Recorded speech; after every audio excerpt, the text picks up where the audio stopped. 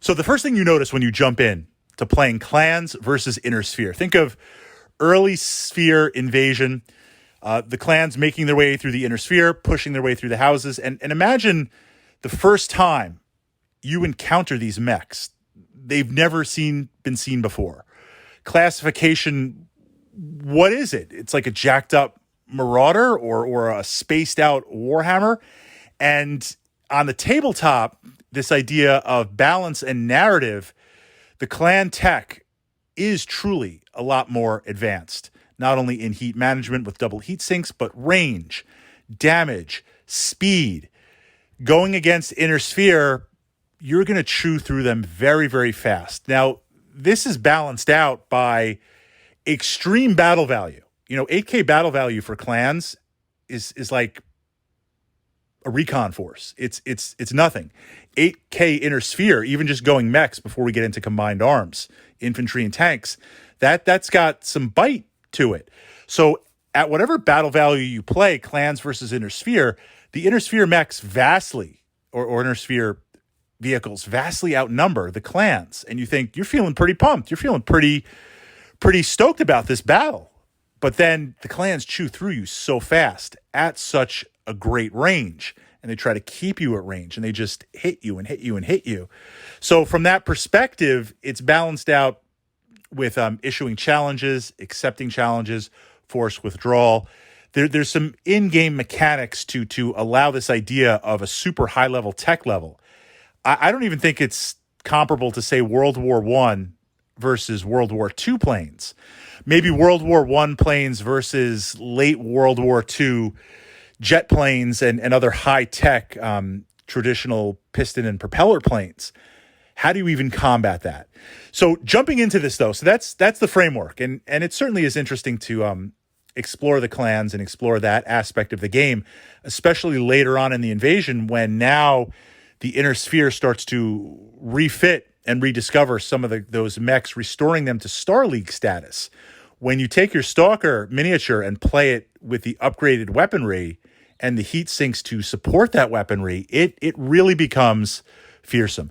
So this leads into the question, what mechs out there, stock, inner sphere invasion, give clanners a run for the money?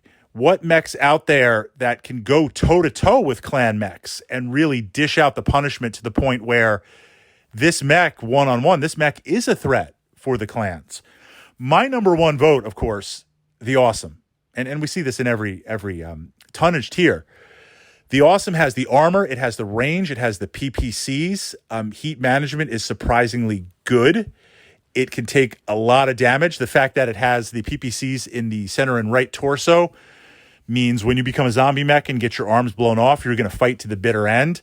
I've had more than a couple of games where I have engaged and destroyed clan mechs one-on-one with an Awesome.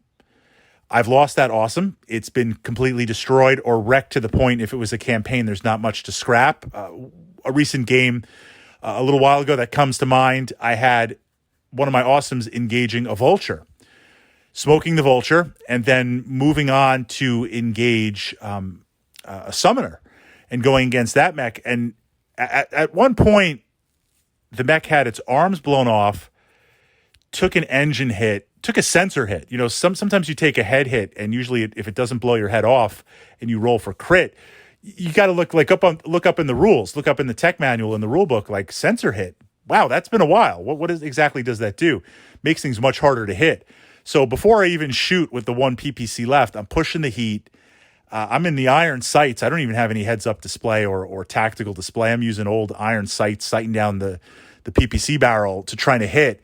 I don't even know the modifiers. I'm going to need 12s to hit you. But that mech is still up. That mech is still fighting. I put down a vulture. I put the hurt on another mech. And that's against a vastly higher tech level. I would also say the Atlas can certainly give a run for the money and is certainly a threat. These higher-end, hyper-focused, high-tonnage machines going against clan machines, a lot of potency there. But what about heavier mechs? What about medium mechs? And honestly, would it be fair? I feel like it's almost unfair to pull out some light mechs that could really go the distance, because the challenge with light mechs is speed and weaponry. The light mechs for the Inner Sphere don't generally have the weaponry to engage or protect themselves, but they have speed to keep them safe.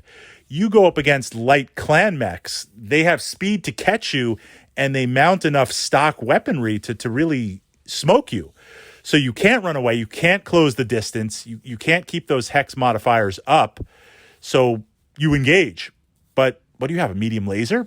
Some machine guns, or maybe 2 medium lasers and a flamer, or something to that effect. I find light mechs, if they're forced to engage clans, very, very hard to play. It's almost like if I'm assembling my force, I want heavies, I want assaults. There's a couple of key mediums that I'll take, like the Hunchback, that at least can try to close and put the hurt on. But for light mechs, I want to roll into vehicles. I want to flood the vehicles with some hovers, with some other fast stuff, because they get smoked as fast as a light mech, but I can get 2 or 3 for the battle value buy-in, and at least try to have that force multiplier against light mechs. So in the comments, your thoughts, those Inner Sphere mechs making the play, pushing the invasion, restoring peace and prosperity to the Inner Sphere against these Desgra Inner Sphere mech warriors. What stock Inner Sphere mechs can bring that pain, bring that fear, bring that support as is, and directly challenge clan superiority?